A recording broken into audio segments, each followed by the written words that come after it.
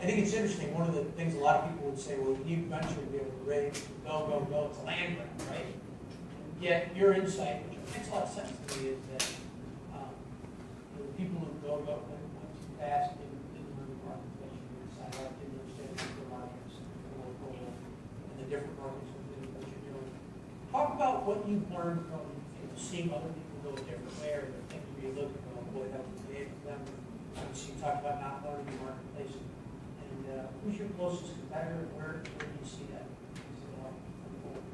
Yeah, so to answer the first part of the question, I would say that the number one thing for us was, about not raising capital was the fact that it's 2005. Like, this is a totally different era. I would not just carte blanche advise all companies to bootstrap necessarily.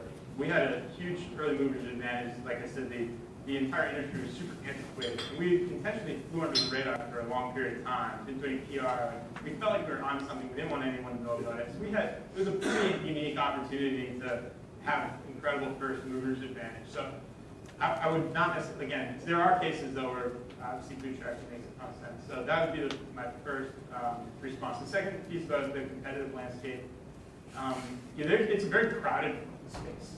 It's a big industry. $8 billion in the U.S. alone, almost approaching $100 billion globally for private tutoring. Tutoring is actually quite small in this country relative to GDP compared to most countries internationally. Why is it? I think that one thing actually is I think there's a stigma attached to tutoring still in this country. It's like tutoring is for the kid who's family. And honestly, that's one of the things that we're trying to change. Like everyone should hire a tutor. That's one of our core values. Like I've hired plenty of tutors. Whether it's like we're going on a trip and I want to learn a foreign language, or I need to brush up on SQL or whatever it may be. Like, so that's one of the reasons. And also, like as our country and our education system gets more aligned to Common Core, and it's going to become a more test-driven education system, whether we like it or not. It's going to be about mastery. And so internationally, there's these huge tests that are going to, at age 8 or 10 or 12, can dictate the rest of your life. And so there's this tremendous pressure at a young age to prepare for these tests, and that's what spawned these huge tutoring industries in countries like South Korea, Turkey. So what's the potential? How big can this get? Internationally, which is on the roadmap, probably in the next 12 months or so, we're going to start going. That's one way we will go market by market internationally. For sure. Well, Excel certainly thinks it can be a big company. We do too. Marketplaces are better when they're bigger. We've seen that. Like every metric improves the bigger we get. There's more liquidity.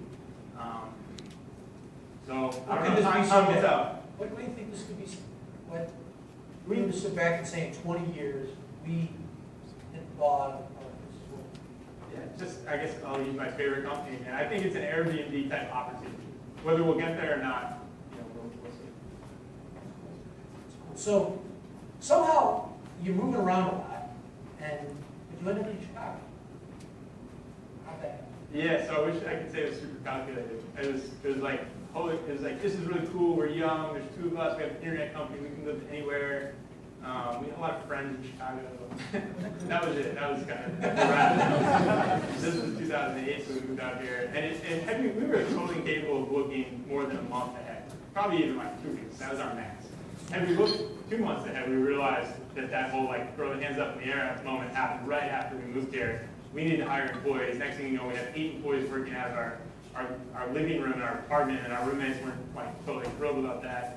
So then we're like, oh, we need an office space. Now we have a lease, and before we know it, we're in Chicago. And so this is again 2008, 2009, pre all of this incredible activity that's happened in the Chicago tech scene in the last couple of years.